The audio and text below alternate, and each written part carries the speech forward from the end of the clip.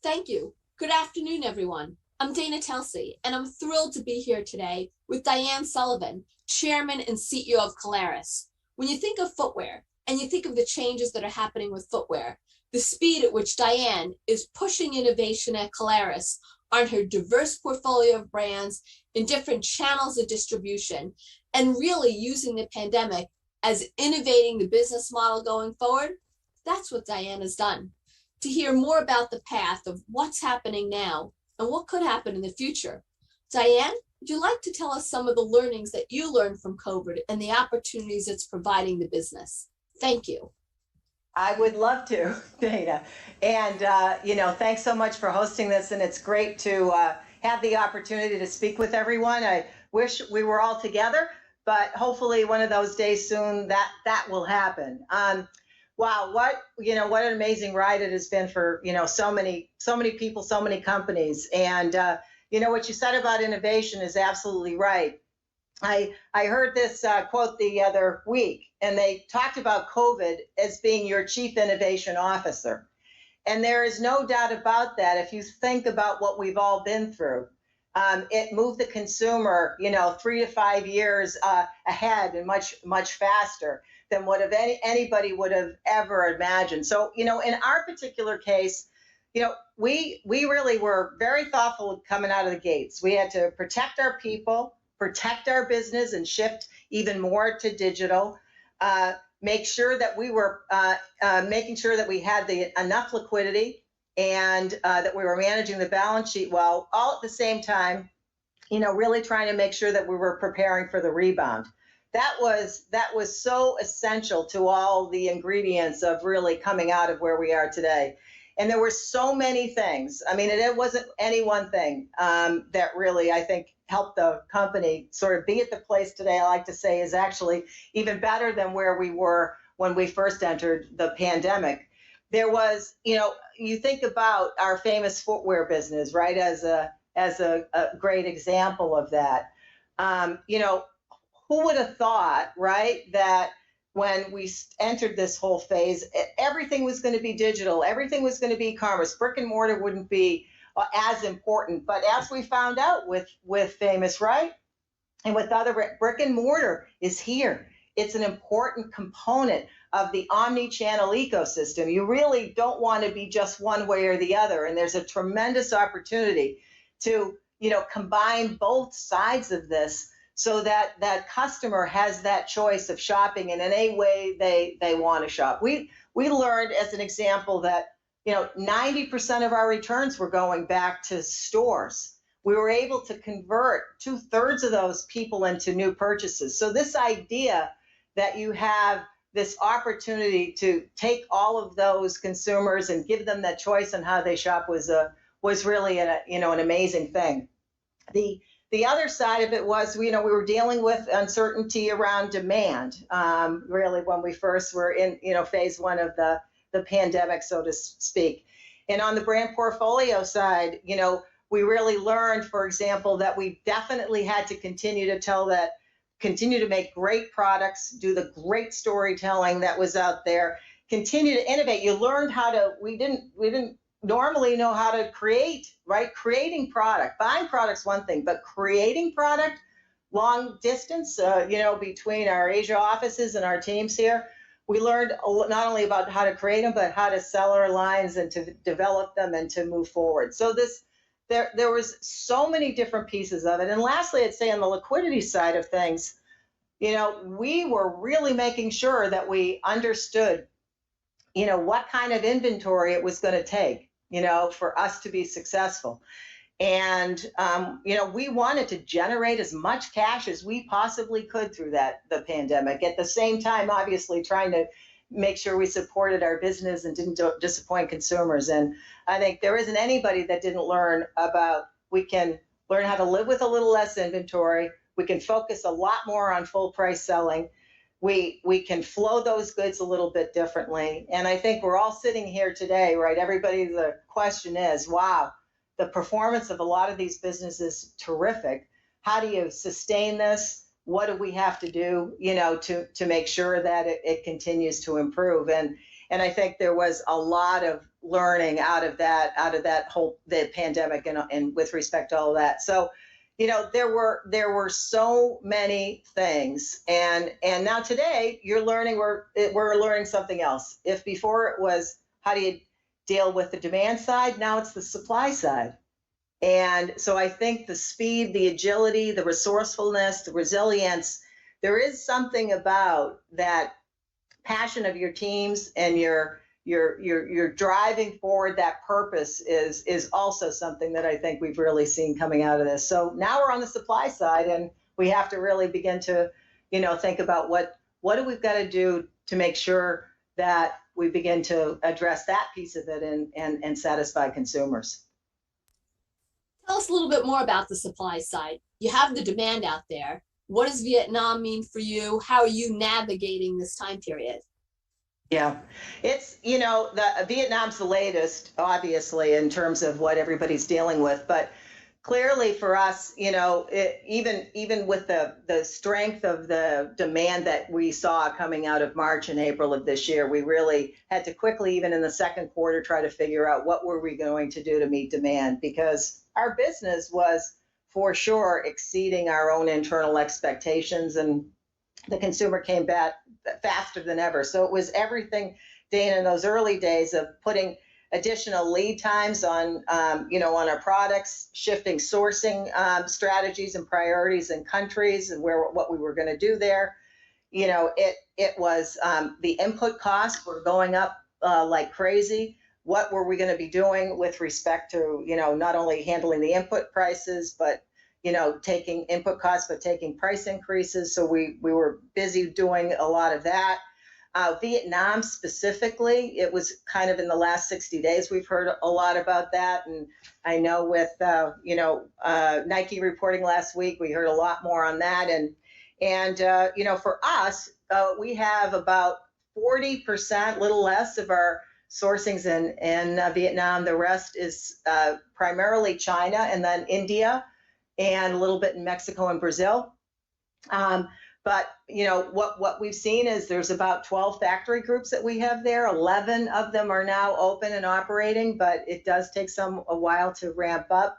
The lead times, haven't gotten any shorter. The inventory, position for most of our brands in the company and our famous businesses, pretty much still about where it was when we reported at the end of the second quarter. So, doing everything we can to control the things that we can control, and even to the point of editing our assortments and really looking at, doubling down on those items that we really think are critically important, or those higher margin items, and making sure that anything that we don't really think is going to is fringe, let me put it that way, or is not going to be have enough materiality in the assortments, we're exiting. So it's a whole series of a lot of different things that that really most companies are really having to figure out how they deal with that.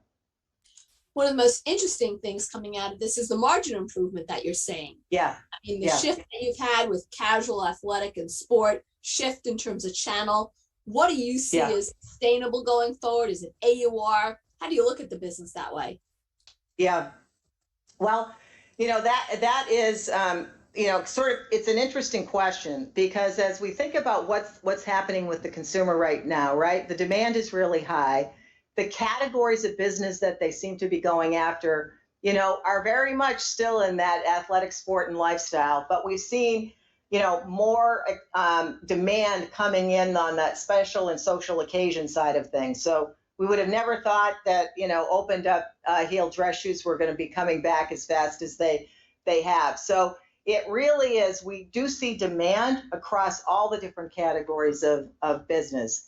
So, in terms of the margin rates, the tightness because of that great demand and the tightness of supply, there we don't really see any need for any kind of promotional activity going forward, at least, in the foreseeable future. And I think I like to say that most everyone today is enjoying these new higher margins, really allowing your brands to build brand equity and make sure that there's a higher value proposition in the brands that you have. So I really see, while on the brand portfolio side, we'll see, some margin improvement even further. I think when you turn to the retail side, because they've been historical highs, right? Really historical. I think we have a little more balanced point of view there, where we think there's going to be still a lot of full price selling, but it's probably not going to be the 50% margin plus, and it's not going back to 19 either. It's going to be somewhere in the middle is the way we're trying to be realistic about it, is where we think it's going to be. But most everyone now has found this much more, I would say, the quality of earnings, the quality of what you can do with your brands, the quality of how you're interacting with consumers. We're kind of at this nexus point now where all of those things are coming together, and we're going to do everything in our power to make sure that we're in a position that allows us to, because we could have never gotten here incrementally, right? There's no way we could have said, okay, but we're here now. The margins are a lot better. Everything, gross margins and operating margins. We've got to do all that we can to have this as a base that we build from. We think that's going to be it's healthy for the shareholder, and we really think it's healthy for the consumer as well. And one of the things you and I have talked about is your brands, that brand portfolio, whether it's Vionic, Sam Edelman, there's newness across the board. What are you most excited about in the brand portfolio? Yeah. Honestly, it really depends. I would say overall that we've been really fortunate that this diversified portfolio has allowed us to speak to different consumer segments, different channels of distribution. We're not relying on any one thing. But when I look at the future and I think about where I'm most excited, I'd have to tell you there's a couple of places. One is Sam Edelman for sure. Sam is a powerhouse. He is an incredible savant when it comes to the consumer and where they're going. He is now at a place we can see his business continuing to improve. Not only, is she buying the things that she would have historically bought from Sam, but he's into other categories and new categories and licensing and a lot of other things. So there's a real opportunity for him to get his inventories back up in line, and to, the consumer is really responding to what he's doing. So love that piece of it. Our Vionic business throughout the pandemic, because of the health and wellness aspect of it and the comfort aspect of it and the ease of how you wore it, did well all the way through, and they did a magnificent job of really driving their digital business and e-commerce business, and did some innovative things like putting a catalog in the early part of 2020. That now it was so successful and has been that we're continuing to not only do that in Vionic for 2 or 3 times a year, but we're adding that to Sam, and that's been incredibly helpful in terms of driving the digital business and creating consumer awareness. And we're taking it to a number of other brands in the portfolio. So Vionic, I expect those 2 brands really to lead the charge. And one of the surprises, I'd say, is, going into the pandemic, we thought the trifecta of urban locations, shoes that men wore to work. Alan Edmonds was kind of at the point of the most challenging, and with the work that the teams have done, the pivots they've done in terms of the assortment of product, the messaging, the fact that customization and personalization, and actually, guess what? We source the shoes in Port Washington, Wisconsin. We don't have a supply chain issue there in the same way. But the real opportunity for Alan Edmonds to, come out of this in a meaningful way. So we think, and then Rika too. I could go on, but there's a real opportunity as we get our inventory levels aligned. We're really going to be thinking about 4 or 5 brands that we're going to put, even more resource allocation against, to try to separate those brands even from the rest of the pack. So there's tremendous opportunity there, Dana, and we always thought the recovery for our brand portfolio wasn't really going to, we weren't going to get to 19 levels in terms on our earnings until late in 2020 and late in this year. So this fall season, we hit that, in the second quarter. And, as we build the inventory levels back, we really think that 22 and 23, we have a tremendous amount of opportunity to really build that business back. Yep. And then also the capital allocation part and the debt pay down is moving along nicely too. Yes, that for sure. We've been focused on that from the get-go. We absolutely knew that we had to pay down that debt, and it was a key priority for Ken and for the company and the team to make sure that we did that. Again, managing our inventories the way we did, getting the debt paid down. We still continued with our 394th, quarterly dividend that we paid. We never suspended our dividend payment. We thought that was a very, very important part of what we needed to do. But again, we fully expect that, by the end of this year, people were really going to be surprised about kind of where we stand on all that. And again, better than we were pre-pandemic. We will have paid really all the debt off. Then you have a very unique view because you have your own stores and you see what's happening in the real estate landscape and profile, and you also sell a wholesale channel. What do you see happening that way? How is your wholesale business changing? Yeah. Well, I would say on the wholesale side of the business, what you find is, you really the stronger are getting stronger. And the people that are innovating and thinking about their business in new ways and really building that great combination of that digital and brick and mortar business are the ones that are really winning. So the way we really think about it is making sure that, that we're continuing to work with those folks that are most innovative, most progressive, thinking about where the world is going and as they're becoming more important, us becoming more important with them. And that is sort of I think a signature of our company. We've always really made sure that we had very, very strong partnerships across, the entire industry really. And that how we worked with people was absolutely critical. So, we see that those stronger folks getting stronger and there's other ways too. People are talking about, are we going to create marketplaces?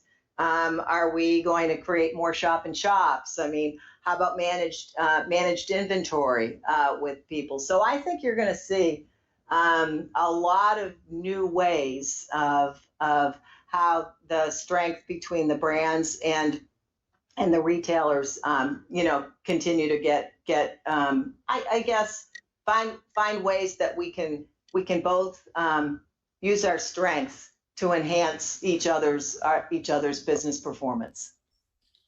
And that would help the operating margin, which is encouraging. Does AUR hold at these levels? Is it more embellishment or make in the product? How do you see that AUR? Yeah. Good question. I think the AURs are again here to stay also for a couple of reasons. The input costs, have gone up, so everybody has had to take price increases. The cost of logistics and the supply chain itself and transportation costs, and we all know about container costs, running at exorbitant amounts. Everyone has really had to take a look at how they address all of that. And for us, we've taken, expect on the brand portfolio side, our price increases to be all in somewhere in the neighborhood of 10% 15% as we get into spring 22. And on the Famous side, we see all of our brand partners there, also increasing price, going into fourth quarter and into next year. So there's that normal or the new inflationary factor of where prices are going. And then you add to it a tighter supply, which means much less promotional activity and fewer goods, and the fact that people want to do more full price selling. So it's really hard to imagine.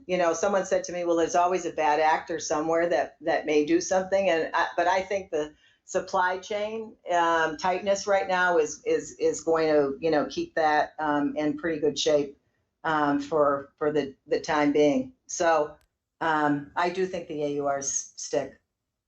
And we've been hearing supply chain tightness. Does that go through June of 22, end of 22? How are you planning?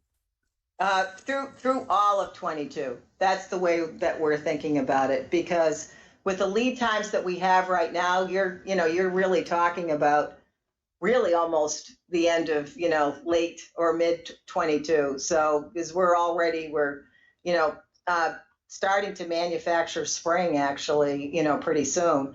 So really, I don't see that really changing till we get towards the back half of 2022 and into 23. And I'd rather kind of make sure that we're assuming, the worst, so to speak, and making sure we keep agile, keep our plans in place to make sure we're doing everything that we can control to mitigate that. And we're seeing a lot, Dana, too, of people, increasing the orders, right? Ordering a little bit earlier. So I had really wondered whether or not that was going to happen, but we can see it in our order flow right now. That on a sort of at this moment in time for spring orders and where we would be, we're far ahead of where we might have been in 2019. So I think that also, that also says that really everyone is, trying to take corrective action and to make sure that we try to have, to the best of our ability, the right supply, to meet what we see as, strong consumer demand for a while. That's encouraging, though. It gives you visibility also as to what you need. And definitely what we're seeing here with social occasion dressing picking up while maintaining that momentum of active and casual. We have a whole new closet that's being developed for the consumer. Exactly. And you can see that for sure too, Dana, that the consumer wants something new. It's new. It's got a little more color to it. It's a little more exciting. It's not as quiet, and more innovative, and actually really are willing, for the things they love, willing to pay the price for those right goods. Not worried about it yet. The consumer isn't. They're willing to pay. Yep. And so it's a year from now. We're going to be sitting here on September 27th of 2022. What are we going to be talking about in relation to Caleres, that as we're looking at 23 and beyond? What's going to be the newness that you're talking about? Well, I think what we're going to be talking about is the fact that here we are. Wow, we actually, what we thought about that supply chain pretty much was true.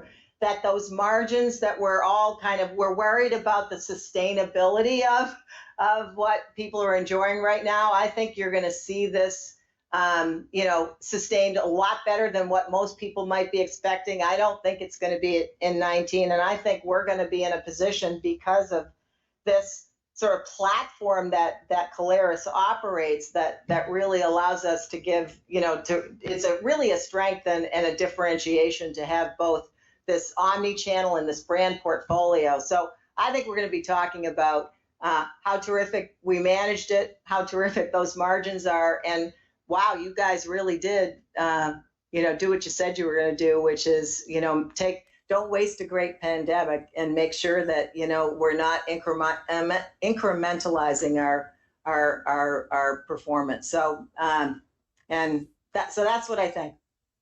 Terrific. Well, Diane is the Chief Innovation Officer of what the pandemic delivered and how it's moving you and accelerating you forward. It's very exciting to see the progress that's being made. I want to thank you very much for joining us here today. At 3:30, next up is going to be Express, and we're all going to be going out and buying new shoes, because yes, there are gatherings that are coming up that everyone needs, whether it's active or whether it's social occasion. Diane, we're going to be there. Thank you so very much. Thank you, Dana. Thank you. Thank you, everyone. See ya. Bye. Bye.